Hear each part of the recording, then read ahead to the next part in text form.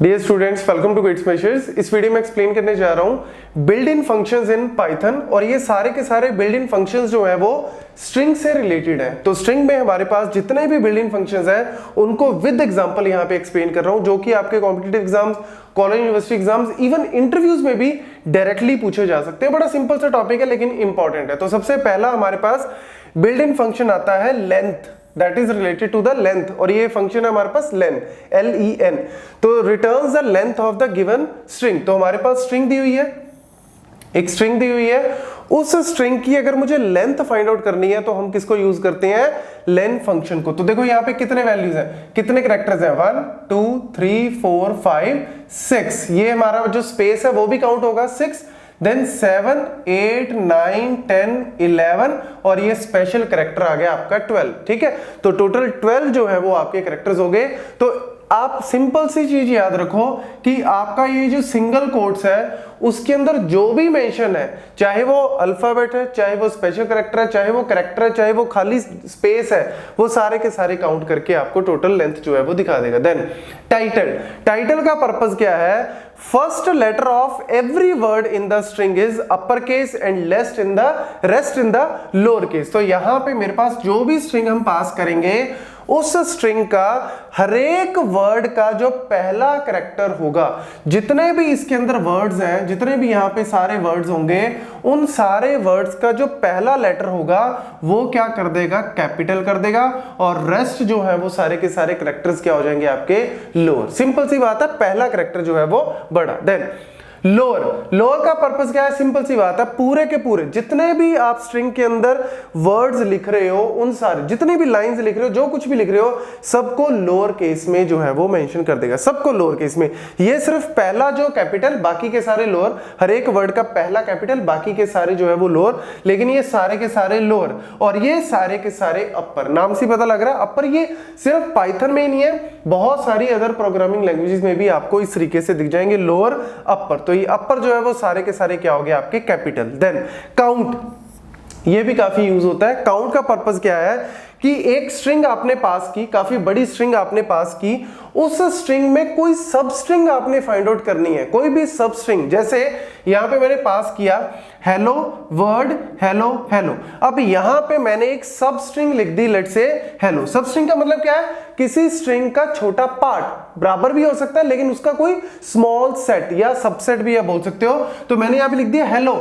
तो यहां पे हेलो जो है वो कितनी बार यहां पे आ रहा है उस चीज को काउंट कर रहा है। ठीक है, अब यहां पे अगर आप कुछ भी लोकेशन, कुछ भी मेंशन नहीं करते कि स्टार्टिंग कहां से चेक करनी है, एंडिंग से कहां चेक करनी है, कुछ भी अगर मेंशन नहीं करते, सिंपल आप कहते हो कि मुझे ये पता करना है कि हेलो कितनी बार है, तो ये क्या करेगा?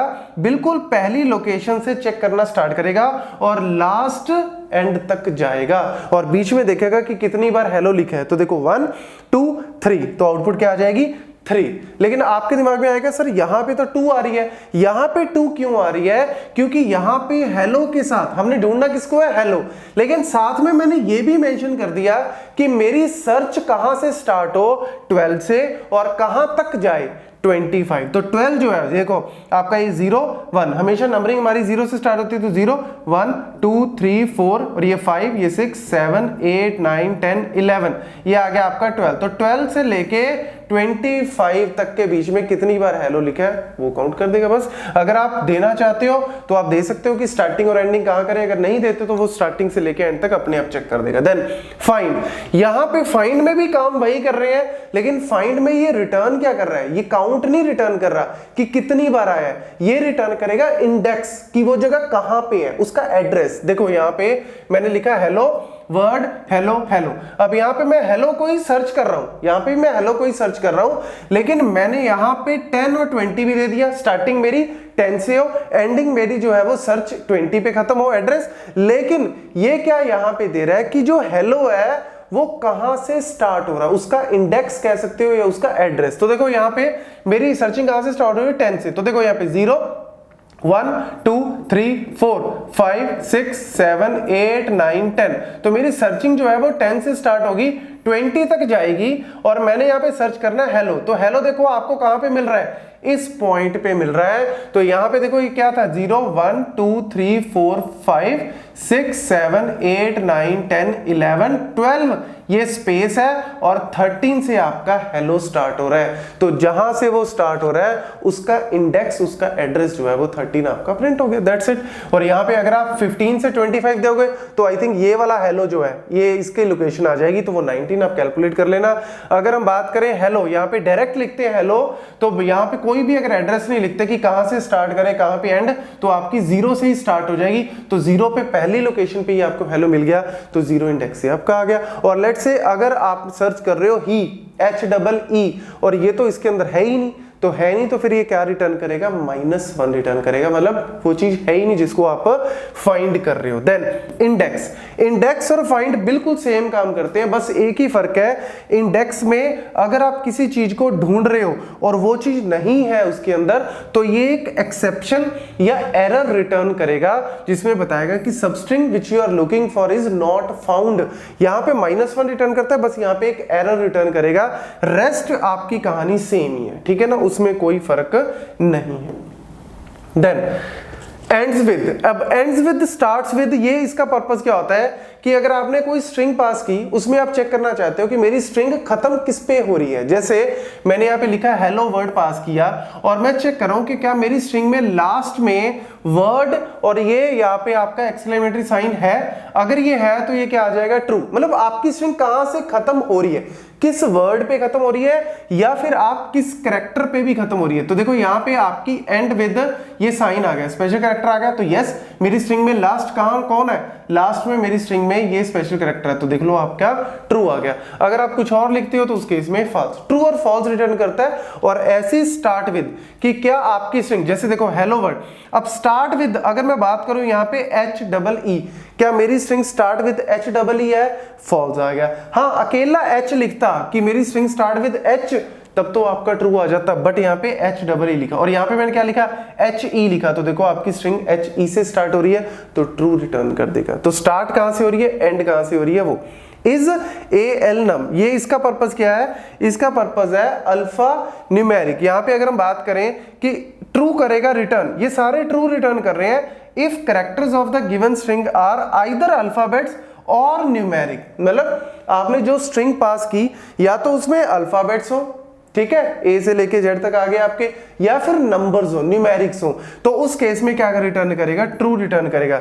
लेकिन अगर आपने पास कर दिया कोई स्पेशल कैरेक्टर, जैसे इसमें पास कर दिया ये स्पेशल कैरेक्टर, तो क्या रिटर्न कर दिया, पूरी स्ट्रिंग में कहीं पे भी आ गया तो फॉल्स। और अगर पूरी स्ट्रिंग में कहीं पे नहीं आया, सिर्फ कैरेक्टर है या फिर अल्फाबेट्स है, ये दोनों का मिक्सचर है, उस केस में कोई दिक्कत नहीं है, ट्रू रिटर्न कर देगा। देन हमारे पास आ गया इज स्पेस। इज स्पेस का पर्पस क्या है, return true if the string is non empty. पहली बात है कि स्ट्रिंग जो है वो खाली नहीं होनी चाहिए, string non empty and all the characters are white space, मतलब अल्फाबेट्स नहीं चाहिए, यहाँ पे नंबर्स भी नहीं चाहिए, खाली नहीं होनी चाहिए, लेकिन वाइट स्पेसेस ही होने चाहिए। मतलब आपकी सिर्फ ब्लैंक, एक तरह से आप ये कह सकते हो कि मैंने इस तरीके से स्ट्रिंग पास कर दी, लिखा कुछ नहीं है, खाली है, लेकिन यहां पे मेरा ये खाली स्पेस भी क्या हो रहा है, एक तरह से काउंट हो रहा है, तो ये उस केस में रिटर्न करेगा ट्रू। हाँ ये एक चीज और बोल रहा है कि आप ब्लैंक छोड़ सकते हो, टैब, ये देखो आपने न्यू लाइन के लिए लिख दिया, टैब के लिए लिख दिया। इवन यहां पे पाइथन में हमारे पास क्या होता है, कैरेज रिटर्न।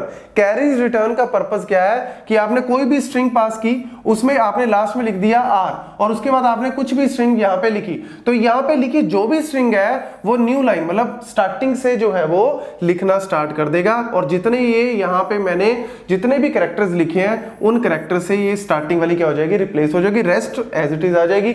तो ये जो है वो आपका कैरेज रिटर्न इस तरीके से वर्क करता है। तो वो सारे अलाउड है, लेकिन उसके अलावा अगर कुछ भी आपने लिख दिया, जैसे इसमें हेलो लिख दिया, 1 2 3 लिख दिया, तो फॉल्स रिटर्न कर देगा। Then is lower, true if string is non-empty and has all lowercase alphabets or has at least one character as lowercase alphabet, rest are non-alphabet। कुछ ही नहीं है, सिंपल सी कहानी है, अगर सारे के सारे लोअर्स हैं तो इसने रिटर्न कर दिया ट्रू। लोअर है लेकिन साथ में कुछ आपके न्यूमेरिक भी है, नंबर्स भी हैं, तब भी क्या कर देगा, रिटर्न कर देगा ट्रू। अकेले आपके क्या है, आपके मतलब जितने भी आपके ये अल्फाबेट्स हैं वो क्या है, लोअर में, और साथ में क्या है, कोई स्पेशल कैरेक्टर, तब भी कोई दिक्कत नहीं है। लेकिन जैसे ही आपने अकेला जो है वो नंबर्स लिख दिए तो क्या कर देगा, फॉल्स। या फिर अगर आपने कैपिटल में लिख दिया यहाँ पे कोई भी कैरेक्टर तो उस केस में भी क्या कर देगा, फॉल्स। सेम आपका जो है वो इस तरीके से इज अपर भी वर्क करता है। Then is title return true if the string is non empty and title case that is the first letter of the every word in the string is upper case and rest in the lower. वही जो हम title जो simple करते हैं, तो title का purpose क्या है कि इस चीज को करता है कि पहले वर्ड, जितने भी वर्ड्स हैं उनका पहला लेटर जो है वो बड़ा कर देगा। ये सिर्फ उसको चेक कर रहा है कि क्या ऐसा है, अगर ऐसा है तो ट्रू, अदरवाइज जो है वो फॉल्स। देन एल स्ट्रिप, यहाँ पे आर स्ट्रिप और स्ट्रिप, इसका पर्पस क्या होता है, एल का मतलब लेफ्ट साइड में अगर कोई भी खाली स्पेस है उसको खत्म करके बिल्कुल स्टार्टिंग से स्टार्ट कर देगा, राइट साइड के स्पेस को कुछ नहीं करेगा। राइट स्ट्रिप के अंदर क्या करेगा, राइट में जो भी स्पेस है स्ट्रिंग के राइट में उसको खत्म कर देगा, और लेफ्ट में जो भी स्पेस है उसको एज इट इज रखेगा। और जो स्ट्रिप है वो दोनों तरफ, जो लेफ्ट में भी स्पेस है राइट में भी स्पेस है, उन स्पेस को खत्म करके जो है वो स्पेस के बिना लिख देगा। देन रिप्लेस, अगर मुझे किसी ओल्ड स्ट्रिंग को न्यू स्ट्रिंग से रिप्लेस करना है तो सिंपल हम यहाँ पे यूज करते हैं हेलो वर्ड। यहाँ पे मैंने रिप्लेस कर दिया ओ विद स्टार, तो जहां जहां पे भी ओ होगा वहां पे मैं क्या कर दूंगा, स्टार कर दूंगा। अगर मुझे कैरेक्टर को करना है तब भी कर सकता हूं, अगर मुझे पूरे वर्ड को करना है, जैसे यहाँ पे क्या कर दिया, हेलो वर्ड, और रिप्लेस कर दिया वर्ड विद द कंट्री, तो हेलो कंट्री कर दिया। तो इस तरीके से आप पूरे के पूरे वर्ड को भी कैरेक्टर को भी कर सकते हो। देन ज्वाइन, अगर मुझे टू सब स्ट्रिंग्स दे रखी हैं, टू स्ट्रिंग्स दे रखी हैं, उनको मुझे ज्वाइन करना है आपस में, तो देखो यहाँ पे हेलो वर्ड और दूसरी स्ट्रिंग में मैंने क्या कर दिया, यहाँ पे हाइफन लिख दिया। ये जो है वो सेपरेटर की तरह वर्क कर रहा है। अब यहाँ पे जैसे ही ज्वाइन करोगे, हर एक पहली स्ट्रिंग के कैरेक्टर के बाद क्या आ गया, दूसरी स्ट्रिंग का जो सेपरेटर, देखो एच के बाद हाइफन, फिर ई के बाद, फिर एल के बाद, फिर एल के बाद, इस तरीके से आपका दोनों को इसने क्या कर दिया, ज्वाइन कर दिया। देन पार्टीशन का पर्पस क्या होता है कि आप यहाँ पे कुछ भी पार्टीशन देते हो, जैसे मैंने लिख दिया India is a great country, तो यहाँ पे मैंने पार्टीशन यहाँ पे मेंशन करना पड़ेगा कि किस चीज से आपको किस जगह पे पार्टीशन करनी है। तो मैंने क्या कर दिया, इज के हिसाब से पार्टीशन करनी है, तो ये क्या कर देगा, पूरी की पूरी स्ट्रिंग को 3 पार्ट्स में डिवाइड कर देगा। 3 पार्ट्स में, पहले में क्या आ जाएगा, जो सेपरेटर आपने दिया उससे लेफ्ट में जो भी लिखा हुआ है वो आ जाएगा, फिर सेपरेटर आ जाएगा, और फिर जो बचा हुआ है वो उसके बाद आ जाएगा। जैसे यहाँ पे मैंने सेपरेटर क्या दे दिया, इज, तो पहली एक इसने सबस्ट्रिंग क्या दे दी, इंडिया, ठीक है, फिर सेपरेटर जो दिया था, और उसके सेपरेटर के बाद जो भी लिखा हुआ है वो आपका राइट साइड में आ गया। सिंपल सी कहानी है। और लेट्स से कि मैंने ऐसा सेपरेटर दे दिया कि जो चीज है ही नहीं, जैसे यहाँ पे आर दे दिया, अब आर तो स्ट्रिंग में है ही नहीं, तो ये सेपरेट कैसे कर ही नहीं सकता। तो फिर उस केस में क्या करेगा, ये जो पूरी की पूरी स्ट्रिंग है वो एक बन गई आपकी यहाँ पे, और उसके बाद 2 खाली स्पेस यहाँ पे, क्योंकि ये हमेशा 3 पोर्शन में डिवाइड करता है, लेफ्ट साइड वाला, सेपरेटर के लेफ्ट वाले सेपरेटर, और राइट साइड। तो यहाँ पे जो सेपरेटर आपने दिया वो है ही नहीं यहाँ पे, तो फिर एक तरह से सेपरेटर यहाँ पे ये खाली सेपरेटर के लिए, सेपरेटर के लेफ्ट में जो भी लिखा हुआ है वो आ गया, और राइट भी ऑब्वियसली खाली आएगा क्योंकि 3 पार्ट्स आपके बन ही नहीं रहे, बट ये दिखाता उसी तरीके से है। देन स्प्लिट का पर्पस क्या है कि जो भी आप यहाँ पे स्प्लिट दे रहे हो, जैसे मैंने यहाँ पे दे दिया India is a great country, तो यहाँ पे स्प्लिट कर दिया। स्प्लिट के आपने अगर कुछ भी मेंशन नहीं किया कि किस हिसाब से स्प्लिट करना है, तो ये क्या करेगा, एक तरह से जैसे ही यहाँ से सर्च करना स्टार्ट किया, पहला स्पेस जहां पे भी मिल गया उसको स्टार्टिंग से लेके पहला स्पेस जहां पे मिला उसको अलग कर दिया, इंडिया को अलग, फिर इज, उसके बाद फिर स्पेस आ गया, इज को अलग कर दिया, फिर ए के लेफ्ट में भी राइट में भी, हर एक पूरी की पूरी स्ट्रिंग में जितने भी वर्ड्स हैं उनको अलग अलग करके जो है वो लिख देगा। और लेट्स से अगर आपने मेंशन कर दिया, जैसे मैंने यहाँ पे ए मेंशन कर दिया कि स्प्लिट करे ए के अकॉर्डिंग, तो इंडिया ए जो था उससे लेफ्ट में ये वाला आ गया, ए जो है वो यहाँ पे नहीं दिखाएगा, ए के राइट में क्या था, इज था, ये आ गया, फिर उसके बाद ए यहाँ पे था, उसके राइट में जो है वो ये ला GRE, ये अलग आ गया, और टी जो है वो अलग आ गया। ऐसी फिर कंट्री, अच्छा कंट्री में तो ए है ही नहीं, तो ये इस तरीके से आपको जो है वो स्प्लिट कर देगा पूरी की पूरी स्ट्रिंग को। Thank you.